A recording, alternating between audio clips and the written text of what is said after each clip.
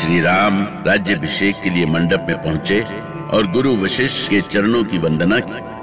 गुरु वशिष्ठ ने उन्हें आशीर्वाद देते हुए उनका स्वागत किया था।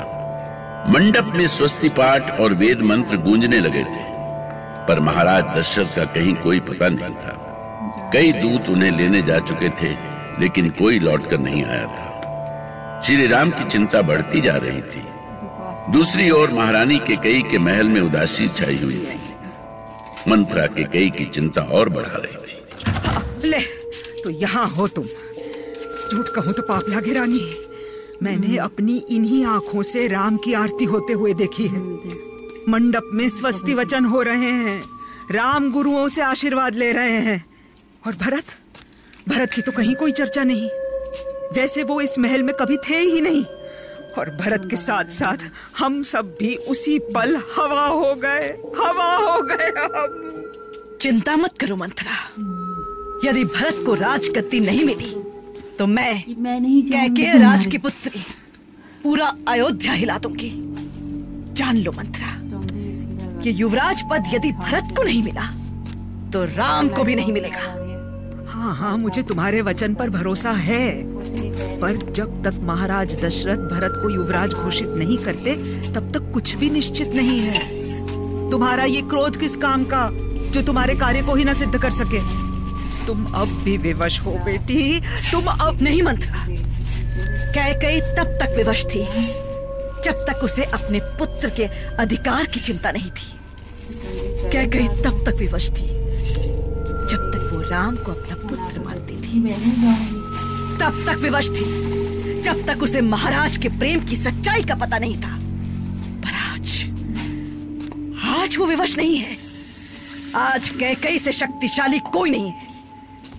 मैं महाराज को उनका निर्णय बदलने पर विवश कर दूंगी मैं महाराज को।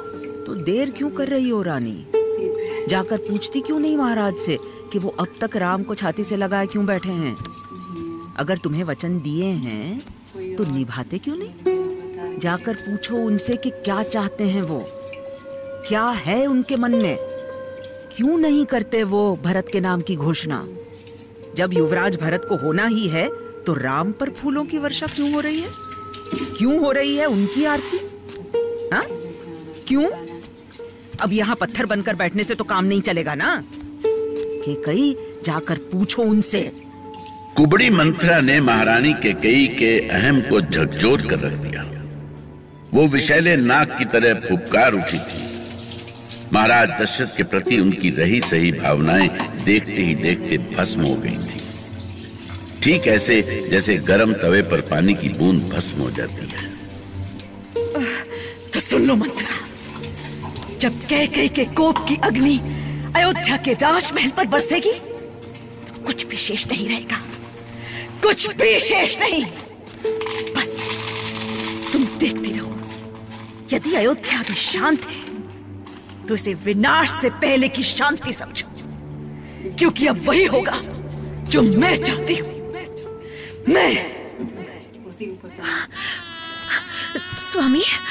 स्वामी। क्या हुआ सीते? कहाँ हैं पिताजी? वे अपने कक्ष में नहीं है स्वामी। पता नहीं वे कहाँ चले गए। पता नहीं सीते, वो माता के कक्ष में भी नहीं है। मैं उनके कक्ष से ही आ रहा हूँ। स्वामी, कहीं वे छोटी माँ के कक्ष में तो। तुम चिंता मत करो सीते, मैं अभी देख कर आता हूँ। चिंता कैसे ना करूँ स्वामी, न जाने क्यों मेरे मन में कैसी कैसी शंकाएं उठ रही हैं। माँ भगवती, अपनी कृपा दृष्टि बनाए रखना। रघुकुल का मंगल करना माँ। छोटी माँ के चरणों में राम का प्रणाम स्वीकार हो।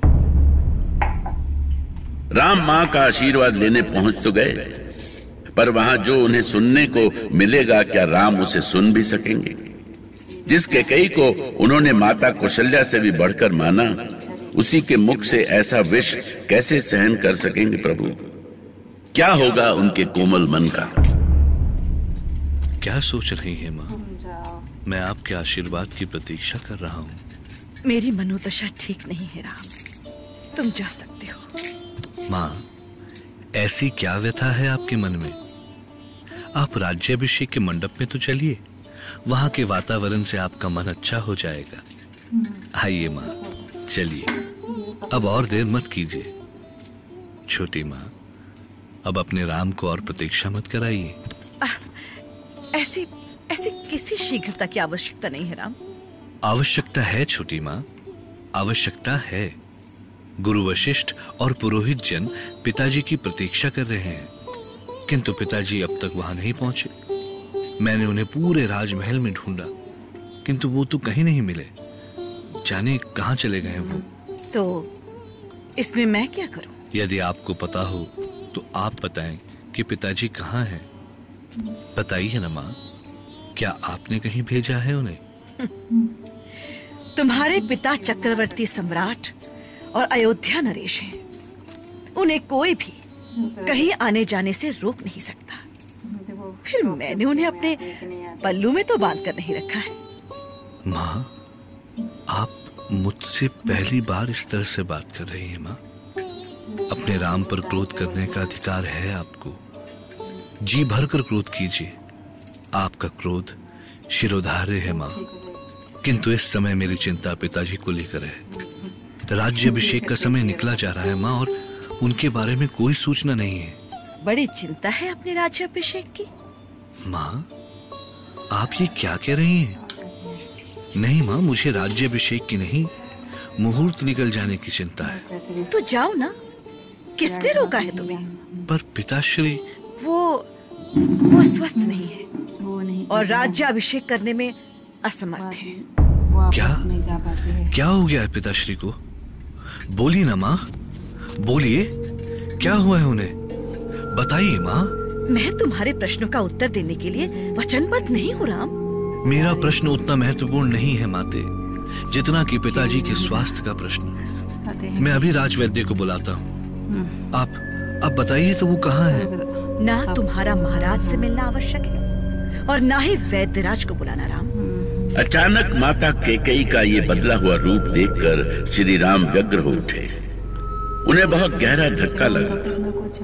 उनकी सबसे प्रिय माता, जिन्होंने उन्हें स्वयं के बेटे भरत से बढ़कर माना, अचानक बदल क्यों गई?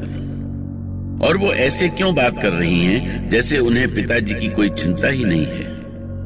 वो हाथ जोड़कर माता से पूछते रहे। ठीक है माँ, जैसा आप कहें।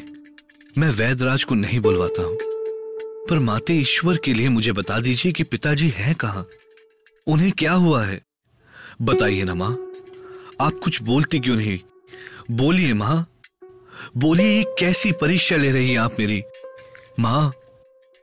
राम माता के चरणों में पड़े उनसे विनती करते रहे। कैकेयी को तो जैसे कुछ हो गया था। वो जैसे मंत्रा के सम्मोहन में आ गई थी। वो आज वो कैकेयी नहीं थी जिसे राम जानते थे, जिसे राम ने मां कहा था।